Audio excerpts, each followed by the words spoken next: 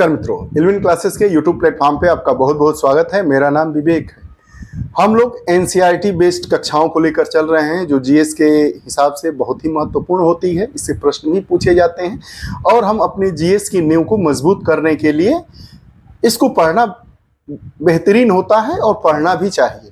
आज हम एक नए सेगमेंट के साथ उपस्थित हैं। सेगमेंट का नाम है कि सामान्य अध्ययन एनसीईआरटी बेस्ड है, लेकिन इसमें हम अपनी भारतीय राज्य व्यवस्था के बारे में बात करेंगे। भारतीय राज्य व्यवस्था के उन छोटे छोटे और अति महत्वपूर्ण मुद्दों पर बात करेंगे जिसको जानने बिना हम आगे की अपनी जो जीएस की पढ़ाई है उसको हम मजबूती दे ही नहीं सकते हैं।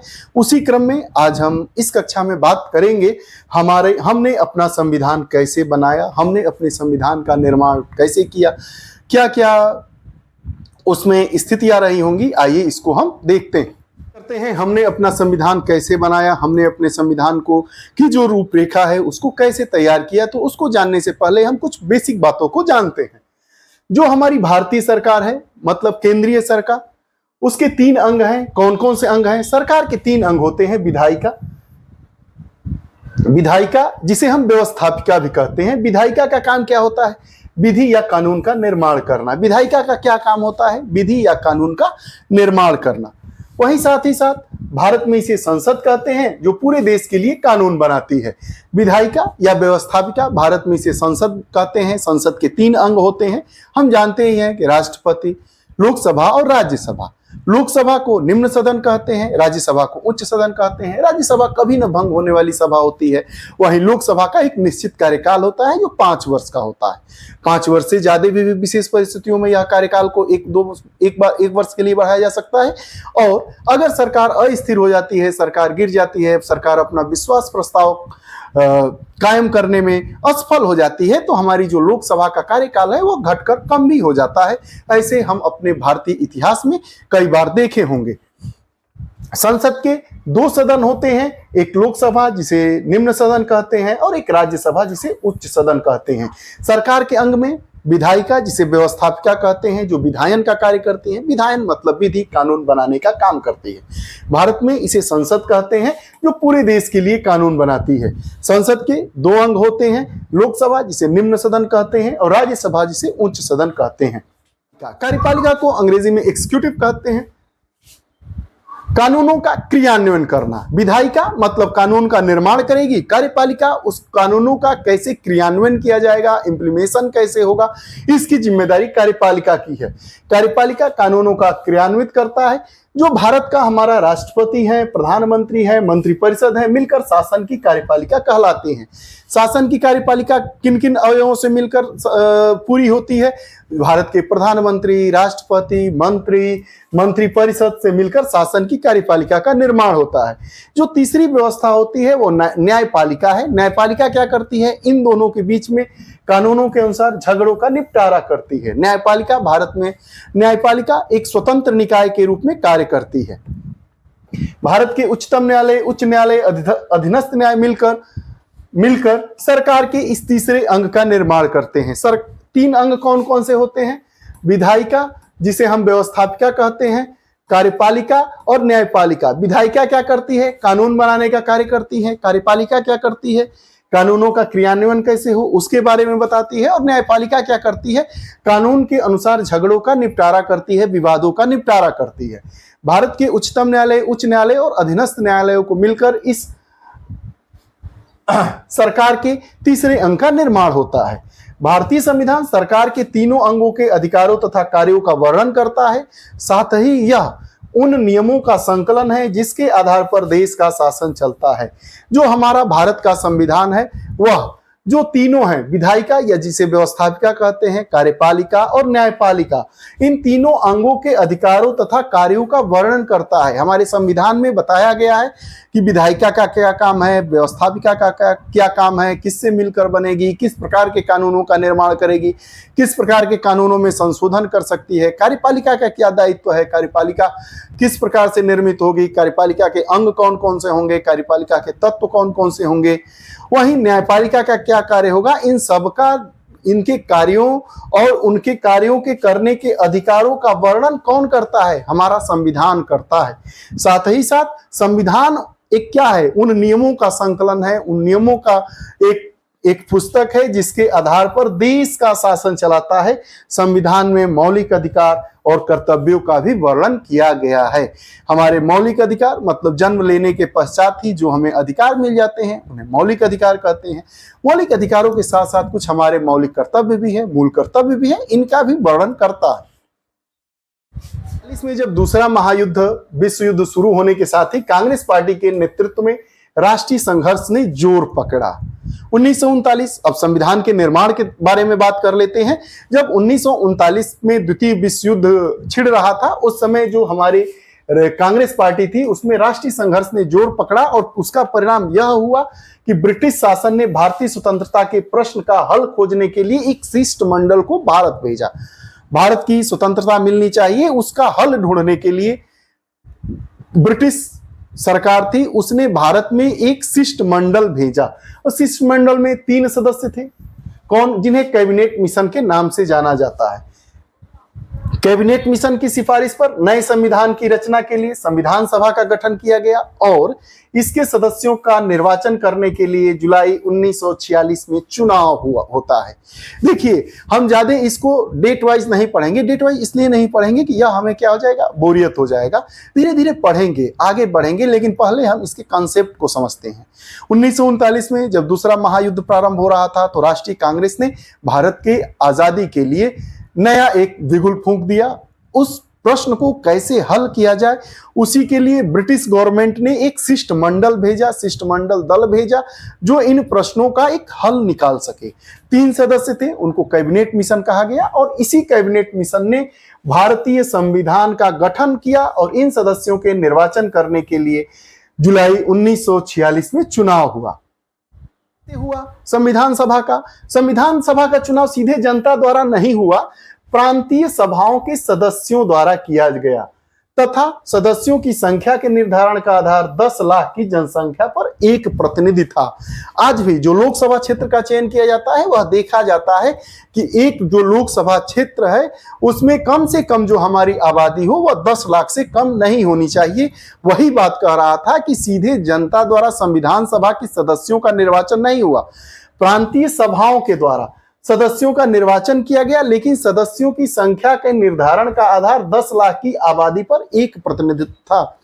यह प्रश्न बार बार पूछा जाता है, कितने की आबादी पर एक प्रतिनिधित्व दिया गया था संविधान सभा में? तो 10 लाख की आबादी पर। साथ ही साथ संविधान सभा की कुल संख्या 389 थी, जिसमें ज्यादातर सदस्य भारतीय राष्ट्रीय कांग्रेस के थे। जब 1947 में संविधान सभा की सदस्य संख्या 308 रह गई और पाकिस्तान के बनने से पहले तक मुस्लिम लीग के सदस्यों ने इस सभा का बहिष्कार किया और इसकी प्रथम बैठक जो 9 दिसंबर 1946 को हुई में वे उपस्थित ही नहीं हुए। मुस्लिम लीग के सदस्य इसमें सम्मिलित नहीं हुए, इससे इसकी संख्या कम हो गई। यह सभा मात्र इस मामले में भाग्यशाली रही कि इसमें भारत के विभिन्न समुदाय तथा क्षेत्रों के सदस्यों के साथ ही साथ कई महत्वपूर्ण राजनीतिक नेता इसके सदस्य थे, जिनके नाम अब यह था कि एक मुस्लिम लीग ने तो इसमें भाग ही नहीं लिया क्योंकि वो अलग पाकिस्तान की मांग कर रहा था।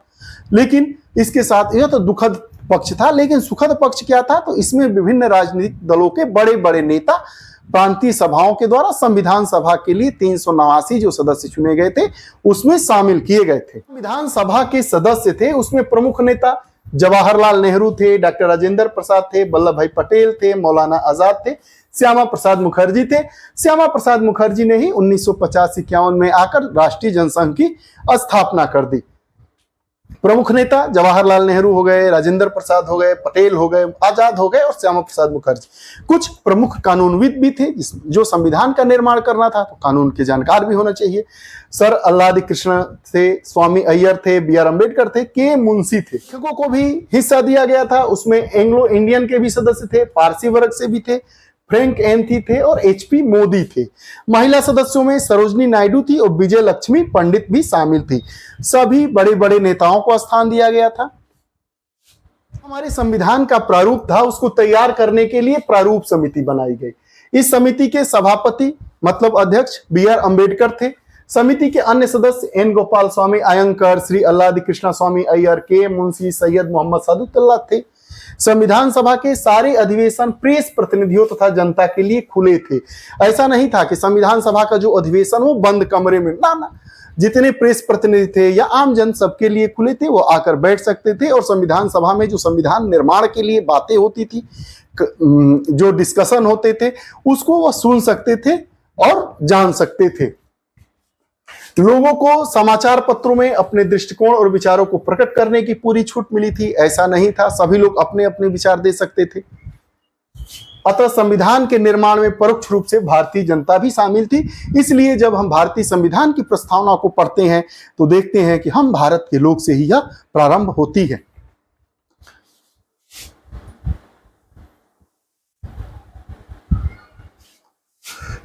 जो हमारी संविधान सभा थी, संविधान सभा को अपना कार्य पूरा करने में 3 वर्ष 2 साल 11 महीने और 18 दिन लगे। देखिए, जो हमारी संविधान सभा थी उसको पूरा करने में, मतलब हमारे संविधान का निर्माण करने में 2 वर्ष 11 महीने और 18 दिन लगा और 26 नवंबर 1949 को संविधान सभा द्वारा इसे पारित किया गया, परंतु 26 जनवरी 1950 को लागू हुआ। ऐसा नहीं था, 26 नवंबर 1949 को संविधान सभा के कुछ अनुच्छेदों को लागू कर दिया गया, लेकिन जो हमारा संविधान था वह पूर्ण रूप से 26 जनवरी 1950 को लागू किया गया।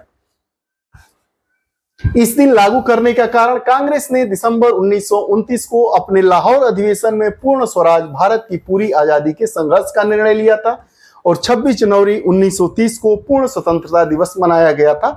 इसलिए हमारे 26 जनवरी को क्यों हमारे संविधान को लागू किया गया, क्योंकि इसी दिन 1930 को पूर्ण स्वतंत्रता दिवस मनाया गया था। तब से हर वर्ष 26 जनवरी स्वतंत्रता दिवस के रूप में मनाया जाता है और यही कारण है कि हमारे नेताओं ने भारतीय संविधान को अमल में लाने के लिए 26 जनवरी 1950 का दिन चुना।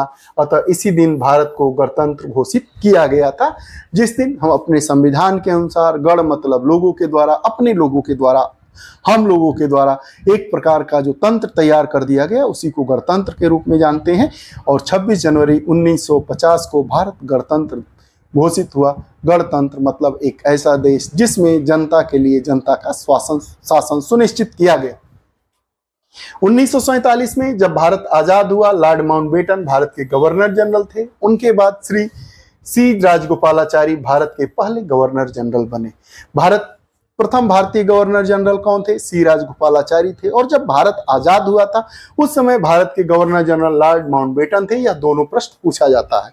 जब 1950 में संविधान के लागू होने पर 1952 में हमारे देश के संविधान के अनुसार विधिवत डॉक्टर राजेंद्र प्रसाद देश के प्रथम राष्ट्रपति बने।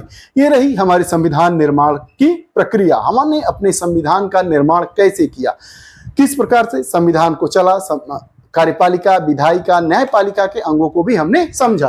तथ्य को देखते हैं। संविधान सभा की प्रथम बैठक 9 दिसंबर 1946 को हुई। अस्थायी अध्यक्षता सच्चिदानंद सिन्हा ने की। द्वितीय बैठक जो हुई 11 दिसंबर 1946 को, अस्थायी अध्यक्ष राजेंद्र प्रसाद, उपाध्यक्ष एच.सी. मुखर्जी थे। संविधान का अर्थ है वह सभा जो अपने देश के लिए संविधान बनाती है, उसे संविधान सभा। सदस्यों की कुल संख्या 552 थी। 28 राज्यों से 530, 7 केंद्र शासित प्रदेश से 20 लोग, राष्ट्रपति द्वारा 2 लोग मनोनीत किए जाने थे। राज्यसभा में सदस्यों की कुल संख्या 250 थी। राज्य और केंद्र शासित प्रदेश से 238 लोगों को शामिल किया गया। राष्ट्रपति द्वारा 12 मनोनीत किए जाते थे, कुल 250 हो गए। यहाँ कुल कितने हो गए? लोकसभा में 552 हो गए। जीवी मावलंकर को घोषित किया गया लोकसभा स्पीकर, मतलब लोकसभा अध्यक्ष जीवी मावलंकर थे। डिप्टी स्पीकर मतलब लोकसभा के एम.ए. अयंकर थे। प्रथम राज्यसभा के अध्यक्ष एस राधाकृष्णन थे और प्रथम डिप्टी चेयरमैन एस.के.वी. अमूर्ति राव थे।